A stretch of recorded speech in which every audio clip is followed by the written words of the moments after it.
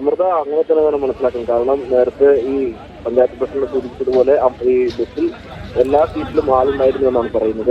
അതുകൊണ്ട് തന്നെ 50-ലേറെ ആളുകൾ ഉണ്ടാകാനുള്ള ഒരു സാധ്യതയുണ്ട്. ഇപ്പോൾ ലഭിച്ച വിവരപ്രകാരം ഈ സമീപത്തെ ആശുപത്രികളിലുള്ളത് 10 പേരിലധികം ആളുകൾ ഈ ഇതേപോലെ ഓമശ്ശേരിയിലെ സ്വകാര്യ ആശുപത്രിയിലും കൂടാതെ 15-ലധികം ആളുകൾ ഈ തിരുവമ്പാടിയിലെ സ്വകാര്യ ആശുപത്രിയിലുമുണ്ട്. ഈ ആശുപത്രിയിൽ ഈ തിരുവമ്പാടിയിലെ സ്വകാര്യ ആശുപത്രിയിൽ ഒരാളും അതുപോലെ ഈ ഓമശ്ശേരിയിലെ സ്വകാര്യ ആശുപത്രിയിൽ മറ്റൊരാളുമാണ് മരണപ്പെട്ടിട്ടുള്ളത്. ഇങ്ങനെ 2 മരണം ഇപ്പോൾ നിലവിൽ സ്ഥിരീകരിച്ചിട്ടുണ്ട്. ഈ ആശുപത്രി അധികൃതർ നൽകുന്ന വിവരമാണിത്. അവർ പറയുന്നത് ഈ ആശുപത്രിയിൽ എത്തിക്കുമ്പോൾ തന്നെ ഈ 2 പേരും, അതായത് ഓമശ്ശേരിയിലെ എത്തിച്ച ഒരാളും അതുപോലെ ഈ തിരുവമ്പാടിയിലെ സ്വകാര്യ ആശുപത്രിയിൽ എത്തിച്ച മറ്റൊരാളും മരണപ്പെട്ട നിലയിലാണ് എത്തിയത് എന്നാണ് പറയുന്നത്. അതുകൊണ്ട് തന്നെ അവരുടെ ജീവൻ രക്ഷിക്കാനായില്ല. ആശുപത്രിയിൽ എത്തിച്ചപ്പോൾ ഈ മരണം സ്ഥിരീകരിക്കുകയായിരുന്നു.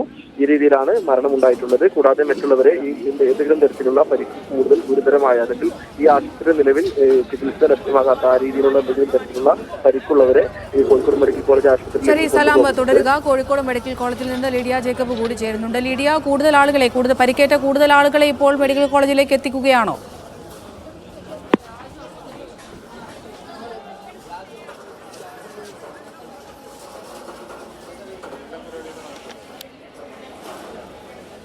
ലിഡിയയിലേക്ക് വളരെ വേഗത്തിൽ എത്താൻ കഴിയുമെന്ന് തന്നെയാണ് കരുതുന്നത്. നിലവിൽ ഇപ്പോൾ ഓമശ്ശേരി സ്വകാര്യ ആശുപത്രിയിലും തിരുവമ്പാടിയിലെ സ്വകാര്യ ആശുപത്രിയിലുമായി നിരവധി പേരെ നിസ്സാര പരിക്കുകളോടെ പ്രവേശിപ്പിച്ചിട്ടുണ്ട്. അവിടെ നിന്ന് കൂടുതൽ ആളുകളെ കോഴിക്കോട് മെഡിക്കൽ കോളേജിലേക്ക് മാറ്റുകയാണ് എന്നാണ് നമുക്ക് ലഭിക്കുന്ന വിവരങ്ങൾ. കൂടുതൽ ആളുകളെ അങ്ങോട്ടേക്ക് എത്തിച്ചുകൊണ്ടിരിക്കുകയാണ്. അതാണ് നമ്മൾ ദൃശ്യങ്ങളിൽ നിന്ന് കാണുന്നത്. നിലവിലിപ്പോൾ 2 മരണം സ്ഥിരീകരിക്കുന്നുണ്ട്. ഈ അപകടവുമായി ബന്ധപ്പെട്ട് 50ഓളം ആളുകൾ KSRTC ബസ്സിൽ ഉണ്ടായിരുന്നു എന്നാണ് നമുക്ക് ഈ ഒരു ഘട്ടത്തിൽ മനസ്സിലാകുന്നത്. സ്ഥിരീകരിക്കാവുന്ന കാര്യമല്ല, കൃത്യമായ വിവരങ്ങളൊക്കെ ലഭ്യമാകേണ്ടിയിരിക്കുന്നു. എങ്കിലും 50 പേരുണ്ടായിരുന്നു എന്ന് നേരത്തെ അവിടെ ഉണ്ടായിരുന്ന ആളുകൾ ഈ അപകടത്തിന് ശേഷം അവിടെ എത്തിയ അല്ലെങ്കിൽ ദൃക്സാക്ഷികളായ ആളുകളൊക്കെ പറയുന്നുണ്ട്.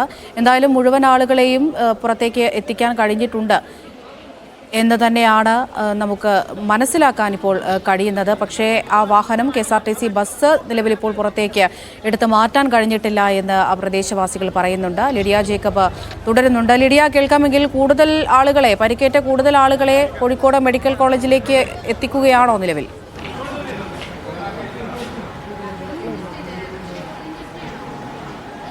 അമൃത, ഞാൻ നേരത്തെ സൂചിപ്പിച്ചതുപോലെ തന്നെ നിലവിൽ ഒരാളെ മാത്രമാണ് കോഴിക്കോട് മെഡിക്കൽ കോളേജ് ആശുപത്രിയിലേക്ക് കൊണ്ടുവന്നിട്ടുള്ളൂ.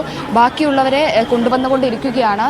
അവിടെ നിന്നും ശാന്തി ഹോസ്പിറ്റലിൽ നിന്നും, കോമശ്ശേരി ശാന്തി ഹോസ്പിറ്റലിൽ നിന്നും ആംബുലൻസ് പുറപ്പെട്ടിട്ടുണ്ട്. ഉടനെ തന്നെ ഇങ്ങോട്ടേക്ക് എത്തും എന്ന് തന്നെയാണ് നമുക്കറിയാൻ സാധിക്കുന്നത്. നിലവിൽ ഒരാളെയാണ് കോമശ്ശേരി ശാന്തി ഹോസ്പിറ്റലിൽ നിന്നും ഇങ്ങോട്ടേക്ക് എത്തിച്ചിട്ടുള്ളത്. നിരവധി ആളുകളെ, ഗുരുതര പരിക്കേറ്റ നിരവധി ആളുകളെ അല്പസമയത്തിനുള്ളിൽ തന്നെ കോഴിക്കോട് മെഡിക്കൽ കോളേജ് ആശുപത്രിയിലേക്ക് കൊണ്ടുവരും. തിരുവമ്പാടി നിസി ഹോസ്പിറ്റലിൽ നിന്നും ആളുകളെ കൊണ്ടുവരാനുണ്ട്. അതുപോലെ തന്നെ KMCT ആശുപത്രിയിൽ നിന്നും കൊണ്ടുവരാനുണ്ട്. ഓമശ്ശേരി ശാന്തി ആശുപത്രിയിൽ നിന്നും ആളുകൾ ഇങ്ങോട്ടേക്ക് എത്തിക്കുന്നുണ്ട്. അമൃത, അല്പസമയത്തിനുള്ളിൽ തന്നെ കൂടുതൽ ആളുകളെ മെഡിക്കൽ കോളേജ് ആശുപത്രിയിലേക്ക് കൊണ്ടുവരാൻ സാധിക്കും എന്ന് തന്നെയാണ് നമുക്ക് അറിയാൻ സാധിക്കുന്നത്. ശരി, കോഴിക്കോട് മെഡിക്കൽ കോളേജിലേക്ക് കൂടുതൽ ആളുകളെ കൊണ്ടുവരേണ്ടിയിരിക്കുന്നു എന്നൊക്കെ അറിയണം.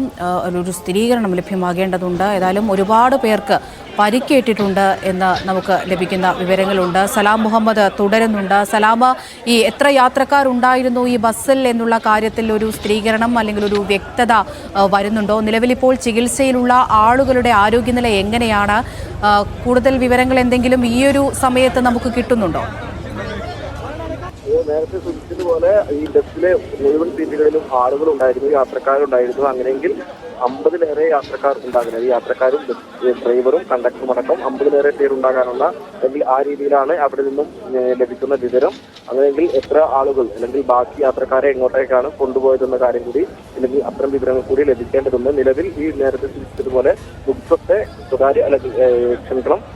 ഓമശ്ശേരിയിലെ സ്വകാര്യ ആശുപത്രിയിലേക്കും തിരുവമ്പാടിയിലെ സ്വകാര്യ ആശുപത്രിയിലേക്കും ഈ 2 ആശുപത്രികളിലായി 25-ലേറെ പേർ അവിടെയുണ്ട്. അവരിൽ ഗുരുതര സ്വഭാവമുള്ള പരിക്കേറ്റവരെയാണ് ഈ കോഴിക്കോട് മെഡിക്കൽ കോളേജ് ആശുപത്രിയിലേക്ക് മാറ്റുന്നത്. ഇതിൽ 2 പേർ നേരത്തെ സൂചിപ്പിച്ചതുപോലെ ഈ തിരുവമ്പാടിയിലെ സ്വകാര്യ ആശുപത്രിയിൽ എത്തിച്ച ഒരാൾ, അത് ഒരു സ്ത്രീയാണെന്നാണ് പറയുന്നത്. ആ സ്ത്രീ മരണപ്പെട്ട നിലയിലാണ് അല്ലെങ്കിൽ മരിച്ച ശേഷമാണ് ആശുപത്രിയിലേക്ക് എത്തിച്ചതെങ്കിലും ആശുപത്രിയിൽ വെച്ച് മരണം സ്ഥിരീകരിക്കുകയായിരുന്നു. മറ്റൊരാൾ ഈ ഓമശ്ശേരിയിലെ സ്വകാര്യ ആശുപത്രിയിൽ ഒരാളാണ്. അവിടെയും ഒരു മരണമുണ്ടെന്നുള്ള സ്ഥിരീകരണം ആശുപത്രി അധികൃതരും ഈ ഡോക്ടർമാരും പങ്കുവെക്കുന്നുണ്ട്.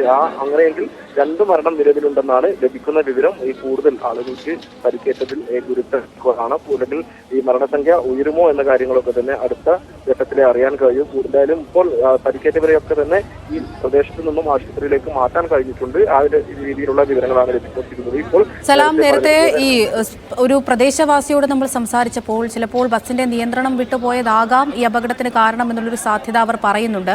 അതുപോലെ അപകടത്തിൽ പരിക്കേറ്റ ഒരു പെൺകുട്ടിയുടെ വാക്കുകൾ നോക്കുകയാണെങ്കിൽ ചിലപ്പോൾ ഈ മറ്റൊരു വാഹനത്തിന് സൈഡ് കൊടുക്കുന്നതിനിടയിൽ സംഭവിച്ചതാകാമെന്നും പറയുന്നുണ്ട്. അപ്പോൾ എങ്ങനെയാണ് ഈ അപകടം ഉണ്ടായത് എന്നുള്ള കാര്യത്തിലൊരു വ്യക്തത ഇതുവരെ വന്നിട്ടില്ല എന്നാണോ? അതെ, 3 തരം ആളുകൾ പറയുന്നത്, ഈ നാട്ടുകാർ സമീപവാസികൾ പറയുന്നത്. ഒന്ന്, ഈ രീതിയിൽ മറ്റൊരു വാഹനത്തിന് സൈഡ് കൊടുത്തപ്പോൾ ബസ് പുഴയിലേക്ക് മറിഞ്ഞതാകാം, അല്ലെങ്കിൽ നേരത്തെ പറഞ്ഞതുപോലെ ബസിന്റെ നിയന്ത്രണം വിട്ട് പുഴയിലേക്ക് മറിഞ്ഞതാകാം. അങ്ങനെ പറയുന്ന ആളുകളുണ്ട്. മറ്റൊരു കൂട്ടർ പറഞ്ഞത് ഈ രീതിയിൽ ഈ സ്ഥലത്ത് ഈ പാലം ബലക്ഷയമുണ്ട്, ആ രീതിയിൽ അത് ഇടിഞ്ഞ് അവിടെ മണ്ണിടിഞ്ഞാണ് ബസ് പുഴയിലേക്ക് മറിഞ്ഞെന്നുള്ള ആ രീതിയിലും അഭിപ്രായം പറയുന്നവരുണ്ട്. ഏതായാലും നേരത്തെ പറഞ്ഞതുപോലെ ഈ സമീപത്തുള്ള ഈ തൊഴിലാളികളാണ്, ഈ കൺസ്ട്രക്ഷൻ തൊഴിലാളികളാണ് ബസ് അപകടത്തിൽപ്പെട്ട വിവരം ആദ്യം അറിയുന്നതും ഈ അപകടം കാണുന്നതും.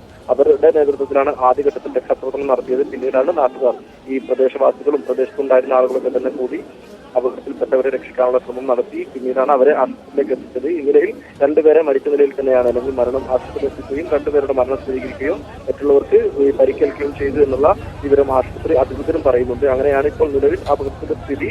കൂടുതൽ പരിക്കേറ്റവർ, അതായത് ഗുരുതര സ്വഭാവത്തിൽ ഏതെങ്കിലും രീതിയിലുള്ള പരിക്കേറ്റവരെ ആളുകളെ കോഴിക്കോട് മെഡിക്കൽ കോളേജിലേക്കും അങ്ങനെ ഈ സമീപത്തെ ആശുപത്രിയിലേക്കും തന്നെ ആളുകളെ മാറ്റിയിട്ടുണ്ട്. ഏതായാലും ആളുകൾ നിലവിൽ അതിനുള്ളിൽ ഈ ബസ്സിനുള്ളിൽ ആരെങ്കിലും കുടുങ്ങിക്കിടക്കുന്നുണ്ടോ എന്നുള്ളതാണ് ഈ അല്പസമയത്തിനുള്ളിൽ തന്നെ അറിയാൻ കഴിയും. ബസ് ഈ 2 ട്രെയിനുകൾ സ്ഥലത്തെത്തിച്ച് ഈ ബസ് ഈ സ്ഥലത്ത് നിന്നും അപകട സ്ഥലത്തു നിന്നും ഈ പുഴയിൽ നിന്നും കരയിലേക്ക് മാറ്റാനുള്ള ശ്രമം, ഊർജിതമായ ശ്രമം ഇപ്പോൾ നടക്കുന്നുണ്ട്. 2 ട്രെയിനുകൾ സ്ഥലത്തെത്തിയിട്ടുണ്ട്. ഈ ട്രെയിനുകൾ ഉപയോഗിച്ചുകൊണ്ടുള്ള ശ്രമമാണ് ഇപ്പോൾ നടക്കുന്നത്. ആ രീതിയിലാണ് ഇപ്പോൾ നിലവിൽ അപകടം അല്ലെങ്കിൽ ഈ സ്ഥലത്ത് നടക്കുന്ന രക്ഷാപ്രവർത്തനം എന്ന് പറയുന്നത്. ഏതായാലും ആളുകളെ ശരി, സലാം തുടരുക. സലാമിലേക്ക് മടങ്ങിയെത്താം. ഇപ്പോൾ